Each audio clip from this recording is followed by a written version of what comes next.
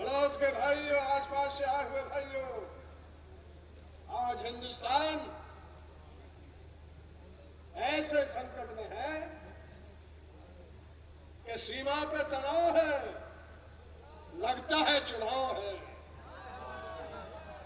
सीमा पर तनाव है, लगता है अभी अभी कहीं चुनाव आने वाला है।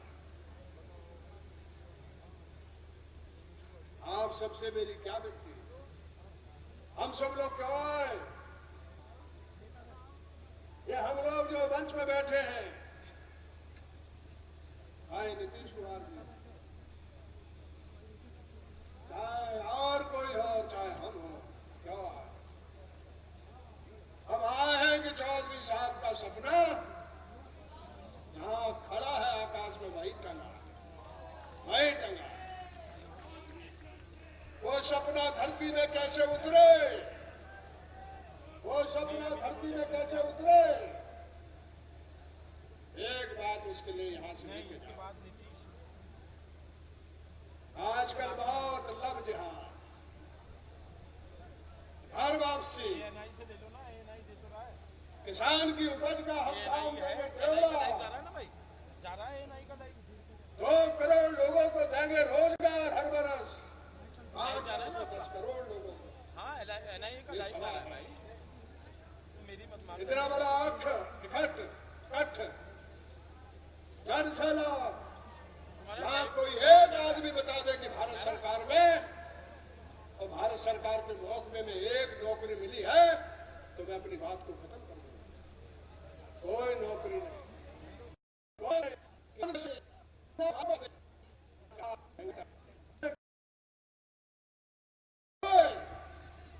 उसको, उस आदमी को चौधरी साहब कहते थे, तो उसको कुचल दो, उसमें झाड़ू लगा दो, उसको अलग कर दो। ये वचन क्या है? आज 2014 में सरकार जो बनी है, क्या क्या सपने दिखाए थे?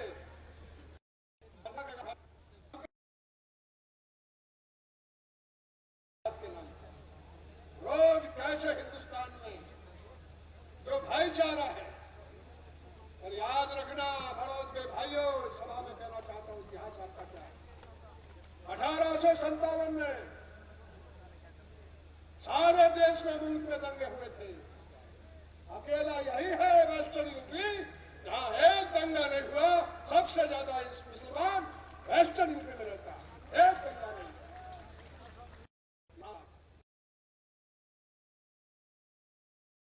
है। तो फिर आप मजदूर को, किसान को, नौजवान को उसके चेहरे पे खुशी ला सकते हो। राज नहीं है तो चौधरी साहब दिन भर और रात भर कहते थे, किसानों, मजदूरों, नौजवानों, एक निगाह खेत पर रखो, फसल पर रखो, दूसरी निगाह दिल्ली पर और लखनऊ पर रखो। फिर हम उनकी बात को याद दिलाने आपके बीच में आया। ये लखनऊ, ये दिल्ली तबाह बर्बाद लोगों के हाथ में, ये तबाह बर्बाद लोगों को बर्बाद हाथ में है। यूपी में यदि चौधरी साहब का ये जो जमा हुआ है, ये जो हम इकट्ठा हुए हैं, यदि आप हमारे साथ गोलबंद हो गए, हिंदुस्तान की गद्दी जो है वो 6 महीने में धरती पर उतार के रखने का काम करेंगे, धरती पर उतार देंगे।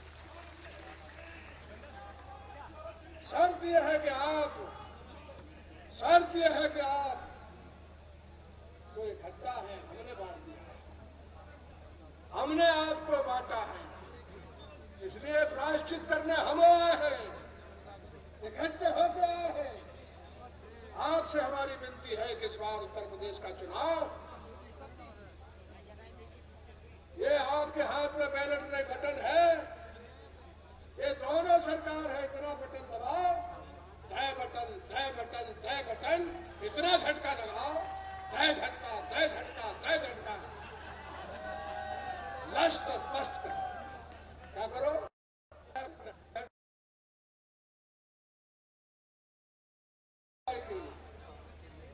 मित्रों, आज आजादी हमारे हाथ में नहीं है।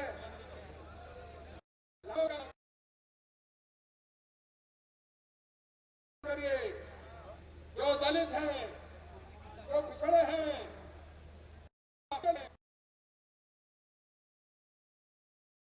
मैंने बुलाया इसलिए फिर आए। आपसे कहना चाहते हैं कि आप दलित हो, आप पिछड़ी जात के लोग हैं, उनको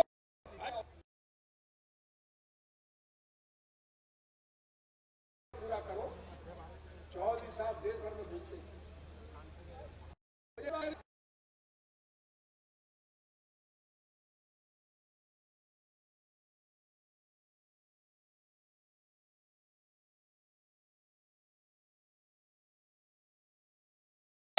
और इस विशाल किसान मजदूर सम्मेलन को संबोधित करें।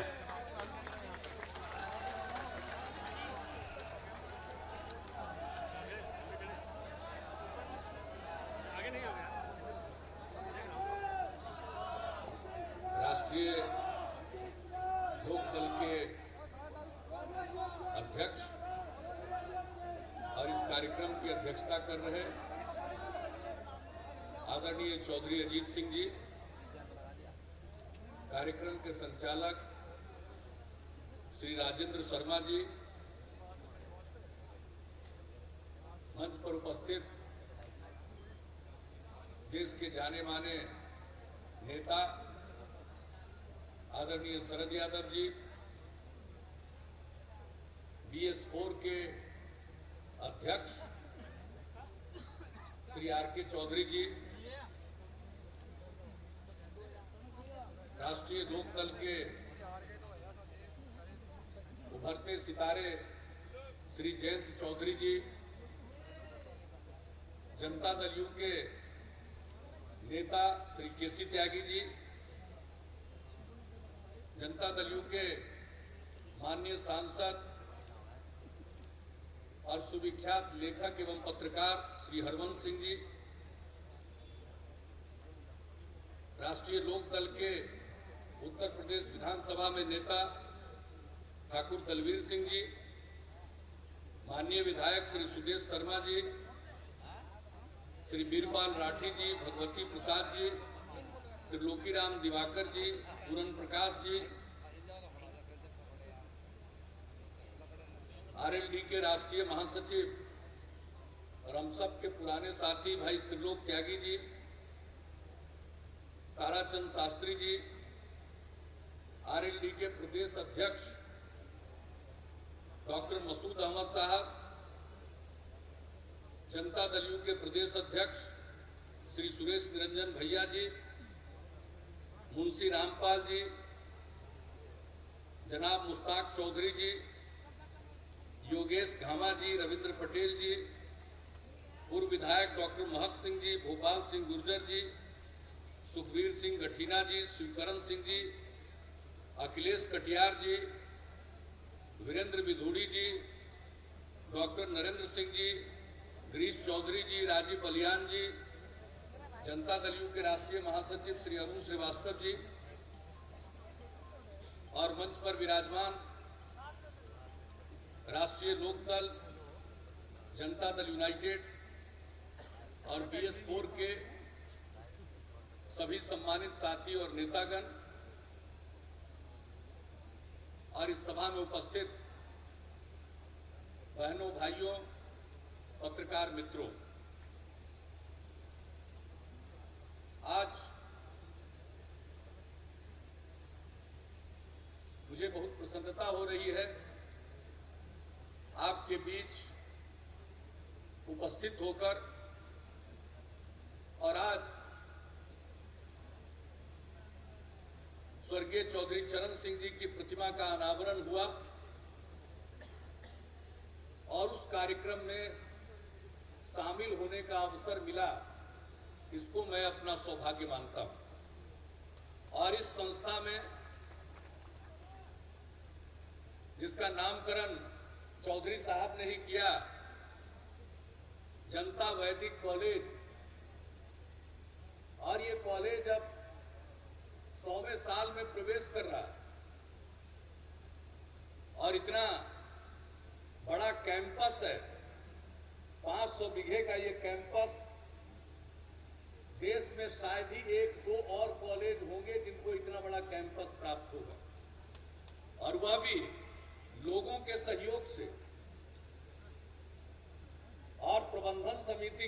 संचालित इस प्रकार की अनूठी संस्था है। यहां आने का मौका मिला, इसे भी मैं अपना सौभाग्य मानता हूं। और सारे राष्ट्रीय लोकदल के तमाम लोगों को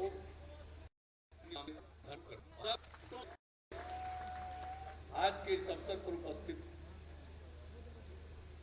हम तो सिर्फ चौधरी साहब से बहुत कुछ सीखने का मौका मिला, उनके नेतृत्व में काम करने का मौका मिला, उनके चरणों के नीचे बैठकर बहुत कुछ जानने और समझने का मौका मिला। और आज उनकी प्रतिमा के अनावरण पर आने का मौका मिला, तो इससे ज्यादा मेरे लिए और खुशी की बात नहीं। तो मैं तो अपनी श्रद्धा निवेदित करने के लिए यहां उपस्थित हुआ हूं, और मैं देख रहा हूं कि इतनी बड़ी संख्या में आप सब लोग उपस्थित हैं। तो जो उत्तर प्रदेश के बारे में चुनाव वो बहुत निकट है, लेकिन यूपी के बारे में जो बाहर खबरें आ रही हैं, उसके हिसाब से तो ये जो आज का ये आयोजन हम देख रहे हैं, उससे कोई मेल ही नहीं खा रहा। लोग मान करके चल रहे हैं या तो बसपा है या सपा है या भाजपा है। लेकिन हम तो यहाँ देख रहे हैं कि यहाँ का माहौल कुछ और है। यहाँ तो न भाजपा है, न सपा है, न बसपा है। यहाँ तो मैं देख रहा हूँ जयंत जी का ही बोलबाला है। और इस अवसर पर मैं अपनी शुभकामनाएं देता हूं। हम लोगों की तो इच्छा पहले ही से थी।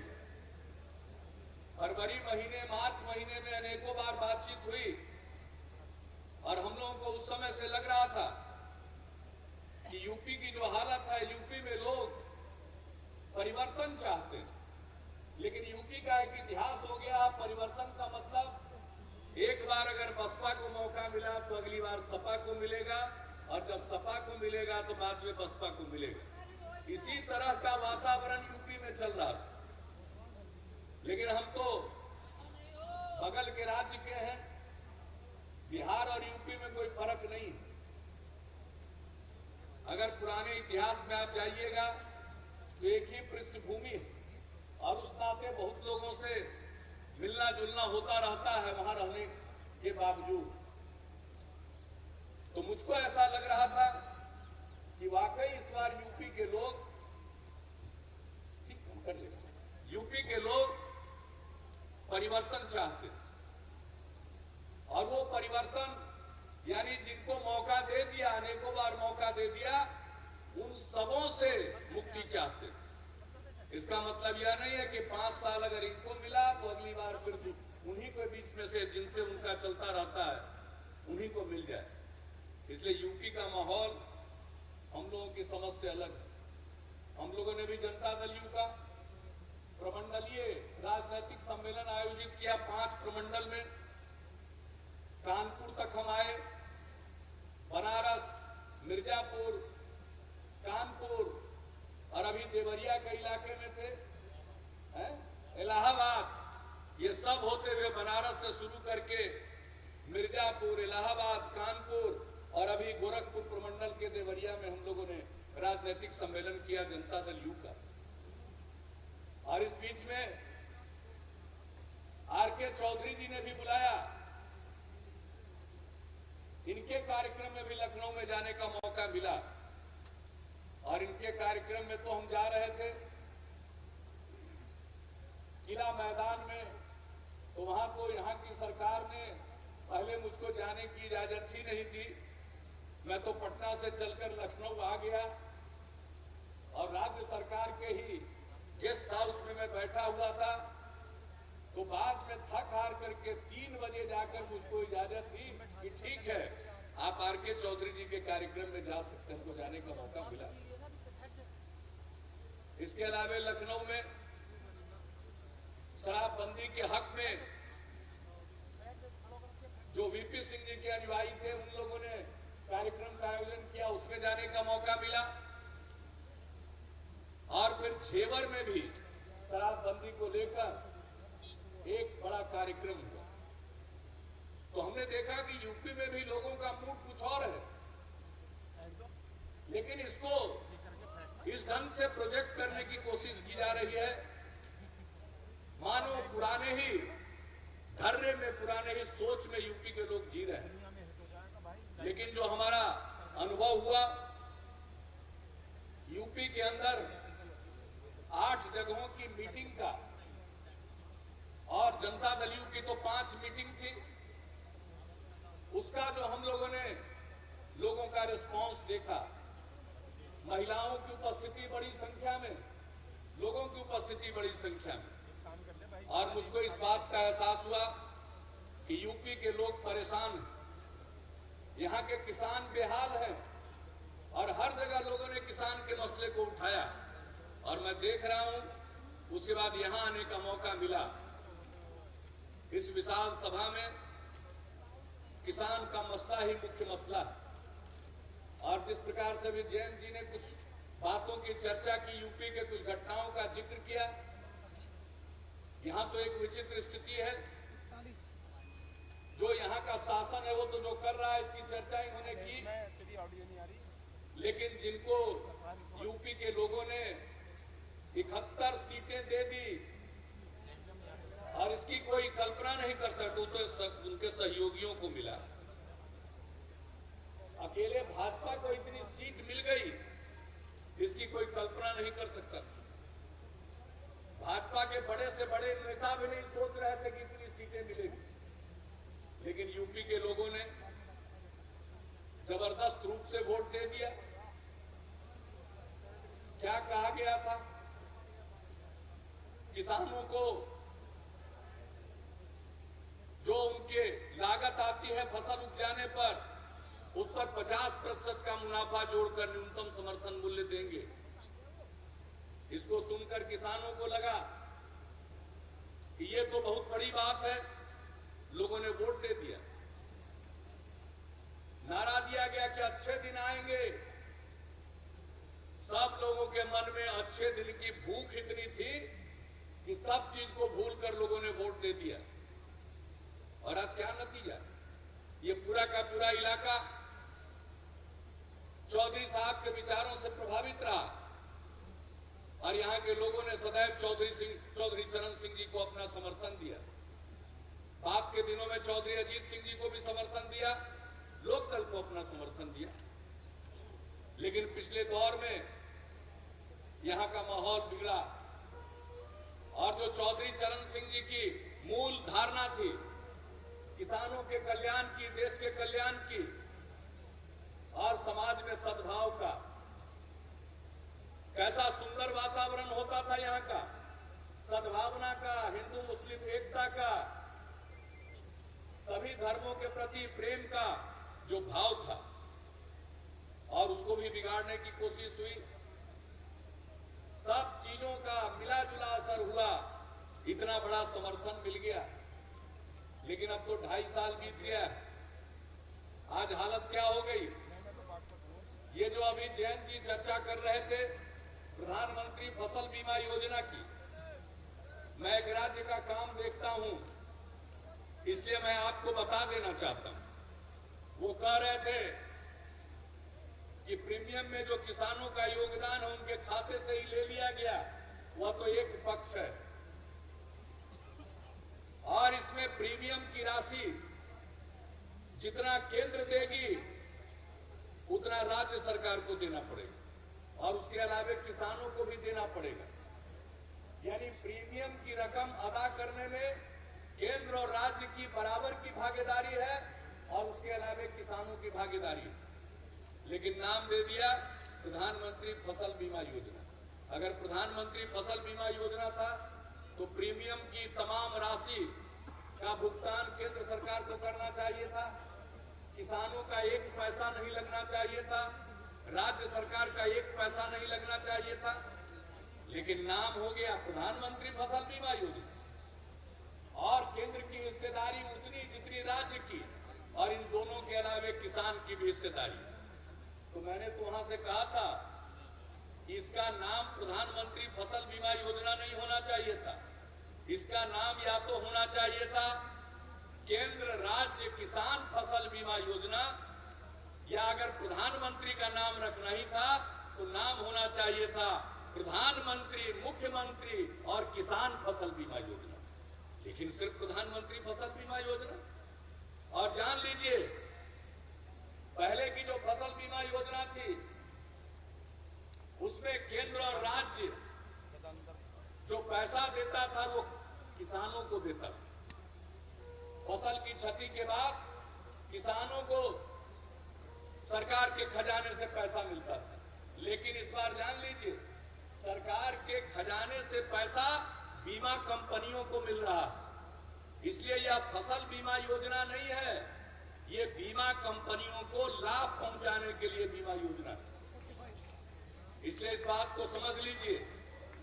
गन्ना किसानों के बारे में आपको बताया गया कि 15 दिन के बाद मिल मालिकों को उस पर सूद का भुगतान करना है, और जो सूद का भुगतान करना है वो सूद का भुगतान करने की अब बाध्यता नहीं रहेगी। यह यहाँ का फैसला हो गया, तो आपको फैसला करना है। आप फैसला कीजिए कौन किसानों के हित में है। न केंद्र में किसान के हित ऐसी है, न राज्य में किसान के हित ऐसी है। और आप किसान हैं, इसलिए मैं आपसे यही अपील करूंगा कि अपने भाव को समझिए और इस पर अपनी प्रतिबद्धता प्रकट करिए। चुनाव का जब समय आता है तो फिर से समाज का वातावरण विषाक्त किया जा सकता है, तरह तरह के नारे दिए जा सकते हैं। उन नारों के प्रभाव में मत आइएगा। और मुझको तो आज आपकी उपस्थिति को देखकर लग रहा है, और हमने तो आपको बता दिया कि 5 जगहों पर तो जनता दल यू ने सिर्फ राजनीतिक सम्मेलन किया। हमने न रैली की है न सभा की है, हमने सिर्फ राजनीतिक सम्मेलन किया और उसमें लोगों का उत्साह देखा है।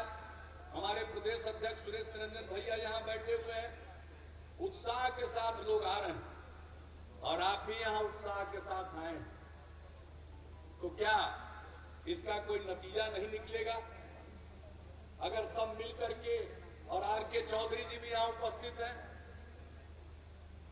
जब मान्यवर काशीराम जी ने बहुजन समाज पार्टी का गठन किया, उसके स्थापना काल से ही उनके सहयोगी सही मायनों में बाबा साहब भीमराव अंबेडकर के विचारों पर चलने वाले, सही मायनों में जो शोषित पीड़ित तबका है, और गांधी जी के शब्दों में जो अंतिम पायदान पर खड़ा इंसान है, उसका प्रतिनिधित्व ये ठीक ढंग से कर सकते हैं। तो ये सारे लोग इकट्ठा हो रहे हैं, मिलजुल रहे हैं, तो मुझको तो पूरा भरोसा है। बिहार का इलेक्शन हो रहा था तो सब आप लोगों को मालूम था, बिहार के इलेक्शन के बारे में कितनी हवा फैलाई गई थी। हवा फैलाई गई थी कि भाजपा की जीत तो निश्चित, और यही नहीं, जिस दिन वोट की गिनती हो रही थी उस दिन गिनती शुरू होने के पहले ही भाजपा को जिता दिया था और हम लोगों के महागठबंधन को हरा दिया था। याद करिए आप लोगों में से उस दिन जो सुबह बिहार के चुनाव में दिलचस्पी रखते हो और टेलीविजन देख रहे होंगे, लेकिन जब वाकई मतगणना की शुरुआत हो गई तो आधे घंटे 1 घंटे के बाद स्थिति बदल गई। बीजेपी कहां चली गई और महागठबंधन को जबरदस्त मैंडेट मिला। तो मैं तो आपसे यही कहने आया, हम तो जमीनी हकीकत को देख रहे हैं। यूपी कोई ज्यादा नहीं हम आते जाते थे। चौधरी साहब से बात हुई, तय हुआ था कि हम लोग शुरू करेंगे, बात पीछे कहीं अटक गई, लेकिन हमारे पार्टी के लोगों ने कहा कि नहीं, कार्यक्रम शुरू करना चाहिए। शरद यादव जी ने तय किया और उसके बाद हम लोग घूमने लगे, तो हमने तो देखा। और आज के इस कार्यक्रम में एक मंच पर हम सब लोग इकट्ठा हुए हैं, इसका संदेश स्पष्ट है। और मैं समझता हूं आपका मन अगर बन गया है, जैसा कि हाथ उठा करके भी आपने बताया, मन बन गया है ना, तो इसको पुख्ता किए रहिएगा। और अगर ये जो बहुत सारे विश्लेषक हैं चुनाव के, ये सब विश्लेषक हमको तो पूरा भरोसा है कि जैसे बिहार में गच्चा खाए वैसे ही यूपी में गच्चा खा सकते हैं ऐसे विश्लेषक। जमीन की हकीकत और सच्चाई कुछ और है। मैं तो चौधरी साहब के विचारों को मानने वाला हूं। गांधी, लोहिया, जयप्रकाश, चौधरी चरण सिंह, सब विचार के लोग एक साथ थे लोकदल में, फिर जनता दल में। अरे भाई, हम लोग तो शुरू से कहते रहे व्यापक एकता होनी चाहिए, एकजुटता होनी चाहिए। अगर सब लोग मिलकर चलेंगे तो फिर से यूपी में नई कहानी लिखी जा सकती है। और ये आप पर है, हम लोगों का पूरा सहयोग है। और चौधरी साहब के विचारों को आगे बढ़ाने के लिए आप अगर तत्पर हैं, गांधी, लोहिया, जेपी के विचारों को आगे बढ़ाने के लिए तत्पर हैं, तो हम लोगों का साथ बिल्कुल रहेगा और मिलजुल कर यूपी को हम एक नई दिशा दे सकते हैं, जहां के किसान कंगाल नहीं होंगे, खुशहाल होंगे, और जहां समाज में प्रेम होगा, सद्भाव होगा, भाईचारा होगा। और एक बात मैं और कह देना चाहता हूं, चुनाव का वक्त आ गया। हम सपनों के नेता शरद जी बोल रहे थे लाभ जिहाद, घर वापसी और तरह तरह की बात, गौ रक्षा, ये सब बात होती रही है। और चुनाव के दिनों में खास तौर पर इन बातों को कहा जाता है। मैं हाथ जोड़कर आपसे प्रार्थना करूंगा कि आप याद कीजिएगा बापू को, याद कीजिएगा चौधरी साहब को, और इस प्रकार के किसी भी तरह से लोगों के बीच में अगर मतभेद पैदा करने की कोशिश हो, सद्भाव बिगाड़ने की कोशिश हो, उसके चक्कर में आप नहीं पड़िएगा। और जो चौधरी साहब के समय का दिखाया हुआ रास्ता है, उस रास्ते पर फिर से चलने का संकल्प आज आपने लिया है, उस पर चलने को तत्पर होइएगा। चलिएगा ना? दोनों हाथ उठा के बताइए। चलिए, बहुत धन्यवाद। और एक चीज और हम जोड़ देते हैं, अगर हम लोगों के हाथ में यूपी में कुछ शक्ति आती है, तो जैसे बिहार में हमने दारू शराब बंद कर दिया, वैसे ही यूपी में भी बंद करा देंगे, ताकि गरीब गांव और किसान का जीवन बेहतर हो जाए। आपको मालूम है, गरीब लोग 200 रुपया कमाते थे, 150 रुपया शराब में कमा देते थे। आज चले जाइए बिहार के किसी गांव में, पहले जाते तो गांव का माहौल आपको मिलता तनावपूर्ण। शाम के समय कोलाहल, झगड़ा, झंझट, गाली गलौज, मारपीट का दृश्य था। आप चले जाइए अपनी मर्जी के किसी भी बिहार के गांव में, शाम में चले जाइए, आप देखिएगा कि गांव में शांति, बिल्कुल शांति है, प्रेम का भाव है। हमने महिलाओं का बड़ा बड़ा सम्मेलन किया, लोगों से आप बीती सुना। एक जगह महिला ने बताया कि मेरे पति आते थे, शराब पीकर शाम में झगड़ा करते थे, मारते पीटते थे और देखने में क्रूर लगते थे। और अब जब से शराबबंदी लागू है, अब शाम में आते हैं और घर के लिए सब्जी लेकर आते हैं और अब देखने में भी अच्छे लगते हैं। ये बदलाव आया है समाज में। मैं कुछ संपन्न तबकों की बात नहीं करता हूं, मैं उनकी बात नहीं करता हूं, लेकिन गांव, इस देश का जो आम आवाम है, चाहे वो किसी भी धर्म मजहब को मानने वाला, लोग समाज को बांट रहे हैं धर्म के नाम पर। आइए, एकजुटता के लिए सबसे बड़ा कार्यक्रम हो सकता है जो बापू ने दिखाया है, और वह शराबबंदी का कार्यक्रम। अगर शराबबंदी लागू होगा, इस पर सब सहमत होंगे और मिलजुल करके समाज की स्थिति बेहतर होगी। और सबसे बड़ी बात है कि कम कमाई वाले लोग ही ज्यादा हैं, अब उनका जो कमाई का पैसा है वो शराब में बर्बाद नहीं होगा, बल्कि वो पैसा उनके बाल बच्चों के भविष्य को संवारने में जाएगा। इसलिए संकल्प ले लीजिए। चौधरी साहब भी इसी के पक्षधर थे, इस्लाम बढ़ौत में आए हैं, इस धरती को प्रणाम करते हैं। और आप सब लोग शराबबंदी के हिमायती हैं कि नहीं? हाथ उठा के बताइए तो। अब इसके बाद क्या करना है? तब मिलजुल करके जब आप इतना तैयार हैं, तब तो बिहार के बाद यूपी में भी ताकत दीजिए, हम लोग लागू करके दिखा देंगे और इस समाज को बेहतर बनाकर दिखा देंगे। इन्हीं शब्दों के साथ मैं आप सबका अभिनंदन करता हूं। और चौधरी साहब के प्रति श्रद्धा सुमन अर्पित करते हुए अपनी बात को ही समाप्त करता हूं। धन्यवाद मुख्यमंत्री जी का। अब आपके बीच में इस विशाल सभा के अध्यक्ष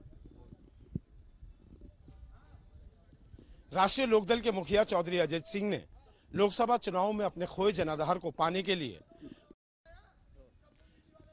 राष्ट्रीय लोकदल के मुखिया अजीत सिंह ने अपने गढ़ बागपत में लोकसभा चुनाव की हार के बाद एक तरीके से शक्ति प्रदर्शन किया और यह प्रदर्शन किया जनता दल के नेताओं के सामने। ये दम भी दिखाने की कोशिश की कि अभी भी लोकदल वेस्ट यूपी में दमदार है, लेकिन लोकदल का ये दम मोदी लहर के सामने कितना दमदार होगा, इसकी चिंताएं भी राष्ट्रीय लोकदल ही नहीं बल्कि जनता दल के नेताओं के चेहरे पर भी देखने को मिली। क्योंकि शरद यादव ने कह ही दिया कि सीमा पर तनाव है, शायद लगता है कहीं चुनाव है। साफ है कि मोदी फैक्टर को लेकर चाहे चौधरी अजीत सिंह हो और चाहे जनता दल के नेता, उनमें डर अभी भी कायम है। वीडियो जर्नलिस्ट नवीन पाल और मनुदेव के साथ अभिषेक शर्मा, बड़ौत न्यूज स्टेट, उत्तर प्रदेश, उत्तराखंड।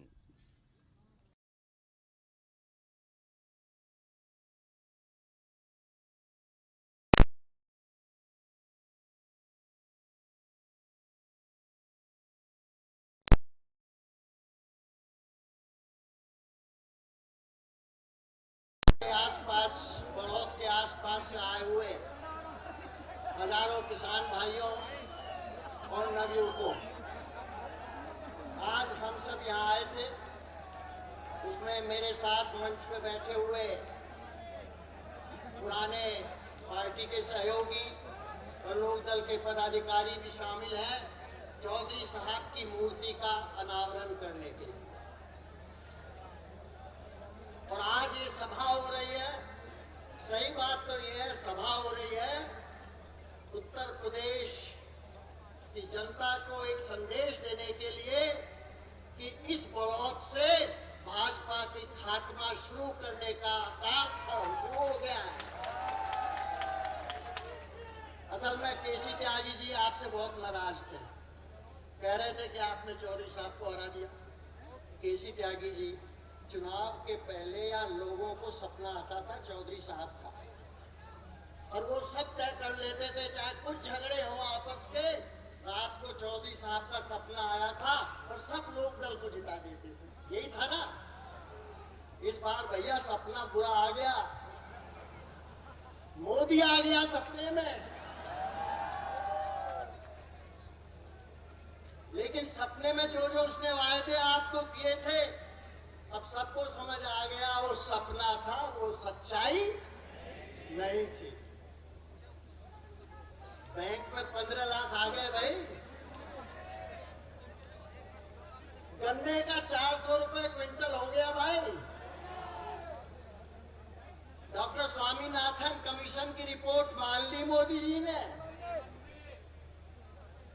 और नवयुवक तो ऐसा कूद रहे थे, सपने में ही था ये सब, सच्चाई में कुछ नहीं है कि मोदी आया और 15 दिन में अपॉइंटमेंट लेटर आया। मैं आपको बता देना चाहता हूं, सरकारी आंकड़े देख लो, बेरोजगारी का प्रतिशत पिछले 5 साल में सबसे ज्यादा पिछले साल हुआ। 2 करोड़ नौकरी प्रति वर्ष पैदा करने का वायदा था, 2 लाख प्रति वर्ष नौकरी पैदा नहीं हो रही। लेकिन क्या करें, अब तो इसको यही कहेंगे एक बुरा सपना आया था, और क्या कह सकते हैं। मेक इन इंडिया, हिंदुस्तान में सब चीज पैदा करेंगे, रोजगार मिलेंगे। भैया मोमबत्ती तक तो चाइना से मंगा रहे हो। मोमबत्ती हो, मूर्ति हो, छोटी चीज हो, बड़ी चीज हो, 4 लाख करोड़ का घाटा हमें ट्रेड में हो रहा है चाइना से प्रति वर्ष। अगर इसको बंद कर दें तो हजारों छोटे उद्योग हिंदुस्तान में लग सकते हैं। लेकिन मोदी जी सिर्फ भाषण देना जानते हैं, और भाषण से नौकरी लग जाए, भाषण से पेट भर जाए, तो मोदी साहब से अच्छा प्रधानमंत्री मिलने वाला नहीं। लेकिन जनता को समझ आ गया है, असलियत समझ आ गई। और एक हमारे खास तौर पे हमारे पुराने साथियों के मित्र लखनऊ में बैठे हुए हैं, किसानों के हितैषी हैं। किसानों को गन्ने का पैसा नहीं मिला, अभी भी 1600 करोड़ बाकी है। किसान सोचता था चलो देर में पैसा मिलेगा, 15% ब्याज मिलेगा, यही था ना अभी तक। अखिलेश जी ने कहा मिल मालिकों की हालत बहुत खराब है,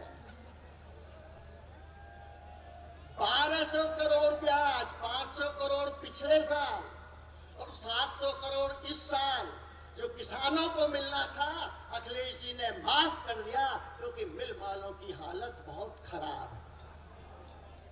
किसान आत्महत्या कर रहा है, बच्चे की स्कूल में फीस नहीं दे पा रहा, लड़की की शादी के लिए परेशान हो रहा है। लेकिन हमारे अखिलेश जी को मिल मालिकों की गरीबी याद आ रही है। हाई कोर्ट ने कहा, सुप्रीम कोर्ट ने कहा इस तारीख तक गन्ने का दाम दे दो। मैं याद दिलाना चाहता हूं जो बुजुर्ग बैठे हैं, शरद यादव को भी पता होगा 78 की बात, मिल मालिकों ने कहा हम गन्ने का दाम देने की स्थिति में नहीं है। चौधरी साहब ने कहा 10 दिन में पैसा दे दो, नहीं तो सारी मिल सरकार ले लेगी। अगर मुलायम सिंह एक मिल मालिक के घर की कुर्की कर ले, देख लेना 15 दिन में मिल मालिक सारा पैसा दे देंगे। चलो मिल मालिक पे आपको दया आ गई, आने दो। आपने अभी सैफई में एयरपोर्ट बनाने के लिए 500 करोड़ दिए हैं, सैफई में 500 करोड़ एयरपोर्ट के लिए।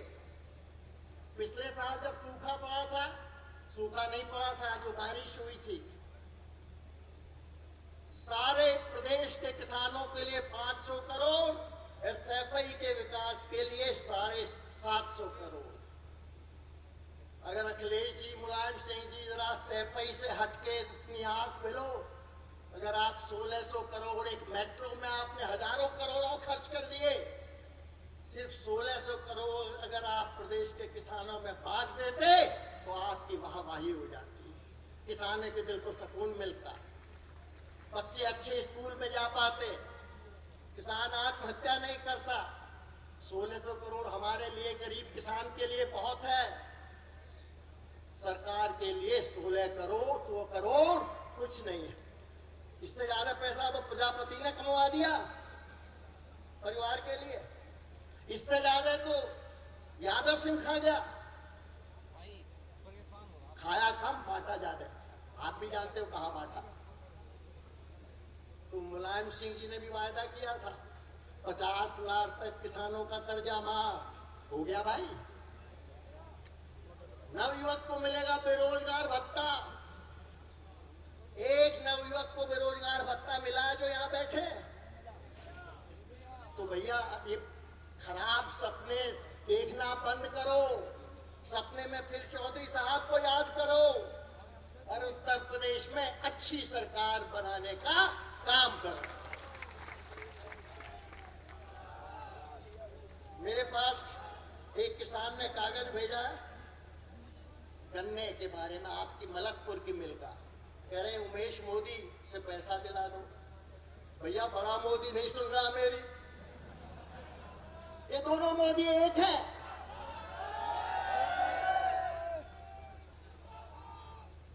हम 13 तारीख को लखनऊ में धरना देंगे इस मुद्दे पे।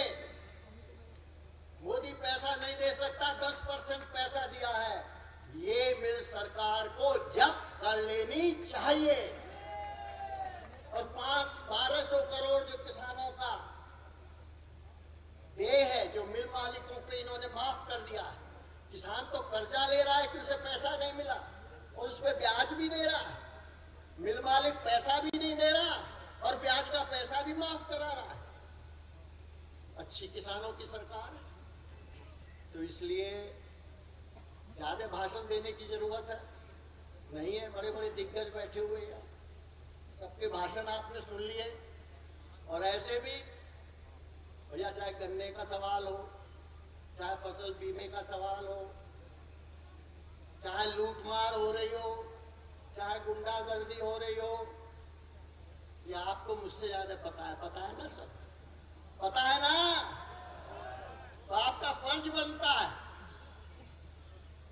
कि ऐसी खराब सरकारों को फेंको। मैं आपको एक बात और कहना चाहूंगा, चौधरी साहब ने लोकदल किस लिए बनाया था? उन लोगों के लिए बनाया था जिनकी आवाज नहीं थी। किसान, मजदूर, पिछड़ा, अकलियत का आदमी, गरीब आदमी, जिसके साथ अन्याय हो रहा था, उसको आवाज देने के लिए चौधरी साहब ने लोकदल बनाया था। आप सब चौधरी साहब के अनुयायी हो कि नहीं हो ना? अब आप प्रण कर लो, जिसलिए लोकदल को चौधरी साहब ने बनाया था, आप उनकी मदद करोगे, आप उनकी सुरक्षा करोगे, हम पश्चिमी यूपी को बर्बाद नहीं होने देंगे।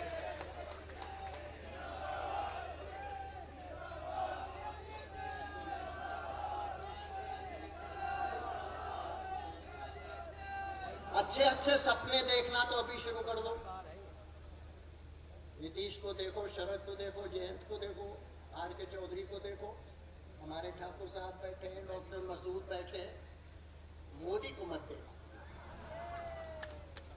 मुलायम को मत देखो, अच्छे अच्छे सपने देखो और चुनाव आते आते आप तय कर लोगे कौन आपका हितैषी है और कौन आपको बर्बाद करना चाहता है। जय हिंद।